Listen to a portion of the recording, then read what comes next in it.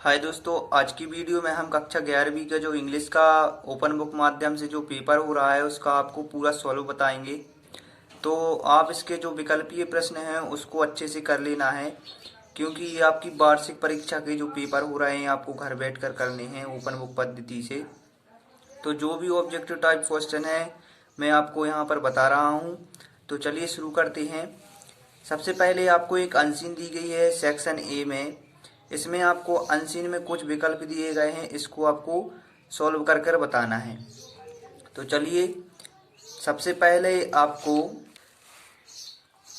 तो आप देख सकते हैं जैसे कि प्रश्न क्रमांक 8 दिया है कि what does not lead to success, यानी जो सक्सेस है वो आपको नहीं ले जाती है। क्या नहीं ले जाती है?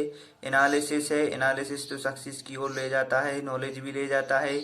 लेकिन जो प्रीजजेस हैं, यानी जो आप पूर्व अवधारणाएं सोच लेते हैं, वे आपको सक्सेस की ओर नहीं ले जाती। तो इसका सही आंसर आपका प्रीजजेस हो जाएगा। फिर इसके बाद आपको नौवा क्वेश्चन दिया है कि pick out a bird from the passage which means magnificent. तो मैग्निफिसेंट कहलाता है शानदार। तो इसका आपको पैसेज में आपको मैंने यहाँ पर आपको लिखा है, तो इसको कहते हैं स्प्लेंडेड। इसको आप और अच्छे तरीके से देख सकते हैं, स्प्लेंडेड। फिर इसके बाद 10वां दिया है कि what is the adjective form of Fortune.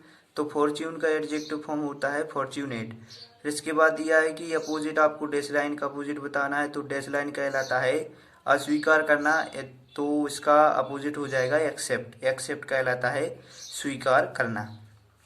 फिर इसके बाद आपको क्वेश्चन 2 दिया है, तो इसके क्वेश्चन आपको इसी अनसीन में से देखकर करना है। अब इसके बाद आपको क्वेश्चन थ्री में आपको कहा गया कि read the passage carefully to make notes. आपको नोट बनाना है और सुटेबल टाइटल भी लिखना है और समरी भी बनाना है। तो मैं यहाँ पर आपको टाइटल बस बता दे रहा हूँ, नोट और समरी आपको स्वयं करना है।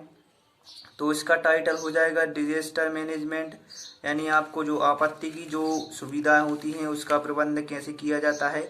तो इसमें कोविड-19 के बारे में कहा गया, तो आपका इसमें वो डिजास्टर मैनेजमेंट कोविड-19 के बारे में आप कोविड-19 भी लिख सकते हैं।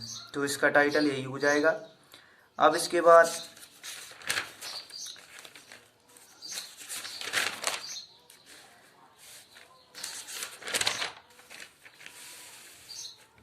बाद आपको क्वेश्चन नंबर 8 देखना है। इसमें आपको 6 नंबर का पूछा गया है। तो सबसे पहला क्वेश्चन दिया है कि what was the name of the ship of the author, यानी लेखक की जो शिप थी उसका नाम क्या था। इस पार्ट से लिया गया कि we are not afraid to die if we can all we together. तो इसके शिप का नाम था, वो था वेब वालकर था। अब इसके बाद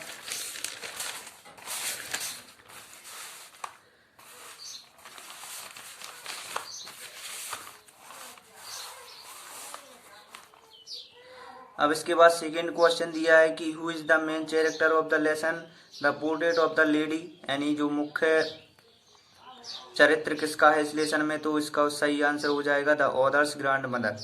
फिर इसके बाद थर्ड दिया है कि द पोएट या poetess of the poem a photography. तो इसके लेखक हैं या कवि हैं, तो शिर्ले टॉल्सन है इसकी कवि फोटोग्राफी के।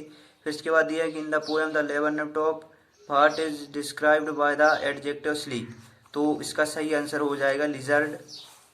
अब इसके बाद आपको दिया है कि where had the master hidden the masterpiece for the emperor to see. तो इसका सही आंसर हो जाएगा बिहाइंड द स्क्रीन।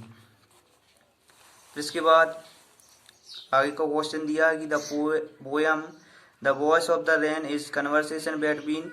तो किन दोनों के बीच बातचीत की होती थी। तो पोएट एंड रेन के बीच बातचीत होती थी।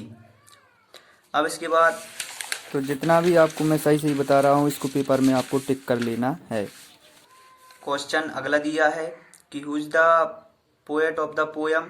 तो कवि, यानी जो चाइल्डहुड की कविता है उसकी कवि कौन है। तो इसका सही आंसर हो जाएगा मार्कस नेट। फिर इसके बाद क्वेश्चन 9 दिया है, तो इसमें आपको 2 क्वेश्चन दिए गए हैं। इसमें मैं अथवा वाला आपको बता दे रहा हूँ कि what is the meaning of the sensive. तो सेंसिव का मीनिंग होता है माउंटेन वाटर। तो इसका सही आंसर हो जाएगा माउंटेन वाटर।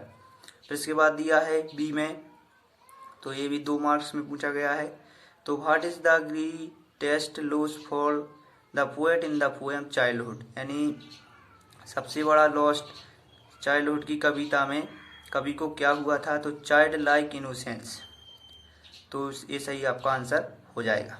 फिर इसके बाद आगे के क्वेश्चन आपको पाठ के अंतर्गत दिए गए हैं, आप देख सकते हैं 1 से लगाकर आपको 5 तक क्वेश्चन दिए गए हैं, और भी ऐसे दिए गए हैं।